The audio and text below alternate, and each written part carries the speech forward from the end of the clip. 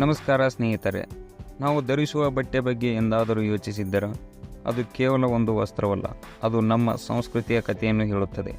ಪ್ರತಿ ವರ್ಷ ಆಗಸ್ಟ್ 7ರಂದು ನಾವು ರಾಷ್ಟ್ರೀಯ ಕೈಮಗ್ಗ ದಿನವನ್ನು ಆಚರಿಸುತ್ತೇವೆ. ಆದರೆ ಈ ದಿನವನ್ನು ಆಯ್ಕೆ ಮಾಡಲು ಕಾರಣವೇನು, ಇದರ ಹಿಂದಿನ ಐತಿಹಾಸಿಕ ಕಥೆಯೇನು ಮತ್ತು ಸ್ವದೇಶಿ ಆಂದೋಲನದ ಕ್ಷಣಗಳ ಬಗ್ಗೆ ಮತ್ತು ನಮ್ಮ ನೇಕಾರರ ಪರಂಪರೆಯನ್ನು ಈ ವಿಡಿಯೋದಲ್ಲಿ ತಿಳಿದುಕೊಳ್ಳೋಣ. 1905ರ ಸಮಯದಲ್ಲಿ ಭಾರತ ಬ್ರಿಟಿಷ್ ಆಳ್ವಿಕೆಯಲ್ಲಿತ್ತು. ಬಂಗಾಳವನ್ನು ವಿಭಜಿಸುವ ಮೂಲಕ ನಮ್ಮನ್ನು ಒಡೆಯುವ ತಂತ್ರವನ್ನು ಬ್ರಿಟಿಷ್ ಸರ್ಕಾರ ರೂಪಿಸಿತ್ತು.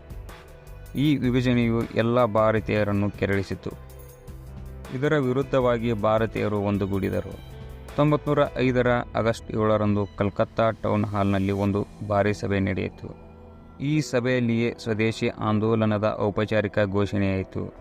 ಈ ಆಂದೋಲನದ ಮುಖ್ಯ ಉದ್ದೇಶವೇ ವಿದೇಶಿ ವಸ್ತುಗಳನ್ನು ಬಹಿಷ್ಕರಿಸುವುದು ಮತ್ತು ದೇಶೀಯ ವಸ್ತುಗಳ ಉತ್ಪಾದನೆಯನ್ನು ಉತ್ತೇಜಿಸುವುದು.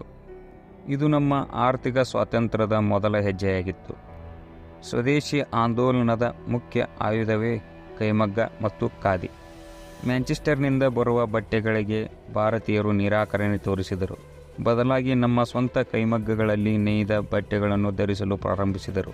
ಇದು ಕೇವಲ ಬಟ್ಟೆಯ ಬದಲಾವಣೆಯಾಗಿರಲಿಲ್ಲ, ಇದು ಸ್ವಾಭಿಮಾನದ ಸಂಕೇತವಾಗಿತ್ತು. ಪ್ರತಿಯೊಂದು ಮನೆಯಲ್ಲೂ ಖಾದಿ ನೇಯಲು ಪ್ರಾರಂಭವಾಯಿತು. ನೇಕಾರರು ರಾಷ್ಟ್ರದ ಹೀರೋಗಳಾದರು. ಮಹಾತ್ಮ ಗಾಂಧಿಯವರು ಸ್ವದೇಶಿಯನ್ನು ಸ್ವರಾಜ್ಯದ ಆತ್ಮ ಎಂದು ಬಣ್ಣಿಸಿದರು.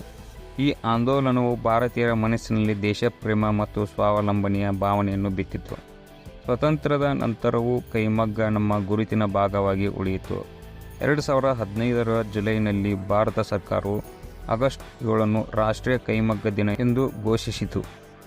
1905ರ ಸ್ವದೇಶಿ ಆಂದೋಲನದ ಸ್ಮರಣಾರ್ಥವಾಗಿ ಈ ದಿನವನ್ನು ಆಯ್ಕೆ ಮಾಡಲಾಯಿತು. 2015ರ ಆಗಸ್ಟ್ 7ರಂದು ಚೆನ್ನೈನಲ್ಲಿ ಪ್ರಧಾನಿ ನರೇಂದ್ರ ಮೋದಿಯವರು ಮೊದಲ ರಾಷ್ಟ್ರೀಯ ಕೈಮಗ್ಗ ದಿನವನ್ನು ಉದ್ಘಾಟಿಸಿದರು.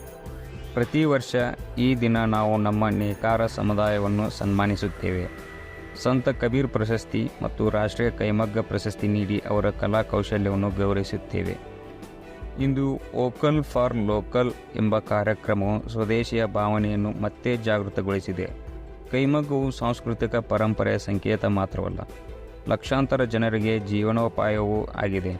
70%ಕ್ಕಿಂತ ಹೆಚ್ಚು ನೇಕಾರರು ಮಹಿಳೆಯರು ಆಗಿರುವುದು ಈ ವಲಯದ ವಿಶೇಷತೆಯಾಗಿದೆ. ನಮ್ಮ ಕರ್ನಾಟಕ ರಾಜ್ಯದ ಇಳ್ಕಲ್, ಗುಳೇದಗುಡ್ಡ, ಮೈಸೂರು ರೇಷ್ಮೆ ಇವು ಕೈಮಗ್ಗದ ಗಟ್ಟಿ ಹೆಸರುಗಳಾಗಿವೆ. ಸಹಸ್ರಾರು ವರ್ಷಗಳ ಇತಿಹಾಸವಿರುವ ನೇಕಾರಿಕೆಯನ್ನು ಕರ್ನಾಟಕದಲ್ಲಿ ಸುಮಾರು 54,000ಕ್ಕೂ ಹೆಚ್ಚು ನೇಕಾರರು ತಮ್ಮ 29,000ಕ್ಕೂ ಹೆಚ್ಚು ಮಗ್ಗಗಳ ಮೂಲಕ ಉಳಿಸಿಕೊಂಡಿದ್ದಾರೆ.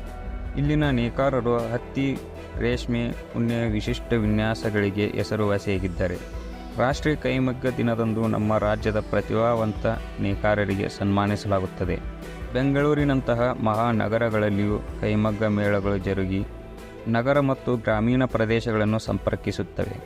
ನಾವು ಖಾದಿ ಅಥವಾ ಕೈಮಗ್ಗದ ಬಟ್ಟೆಯನ್ನು ಧರಿಸಿದಾಗ ನಾವು ಒಬ್ಬ ನೇಕಾರನ ಕನಸು ಮತ್ತು ಶ್ರಮವನ್ನು ಗೌರವಿಸುತ್ತೇವೆ. ಆಗಸ್ಟ್ 7 ಸ್ವದೇಶಿ ಆಂದೋಲನದ ಸ್ಮರಣೆಯ ದಿನ. ಆದರೆ ಅದು ಕೇವಲ ಭೂತಕಾಲದ ಕಥೆಯಲ್ಲ, ಅದು ಇಂದಿಗೂ ಪ್ರಸ್ತುತವಾಗಿರುವ ಸಂದೇಶ. ಸ್ವಾವಲಂಬನೆ, ಸ್ವಾಭಿಮಾನ ಮತ್ತು ಸುಸ್ಥಿರತೆಯ ಸಂದೇಶವಾಗಿದೆ. ಮುಂದಿನ ಬಾರಿ ನೀವು ಬಟ್ಟೆ ಖರೀದಿಸಲು ಹೋದಾಗ ಒಮ್ಮೆ ಕೈಮಗ್ಗದ ಬಟ್ಟೆಯನ್ನು ಆರಿಸಿ.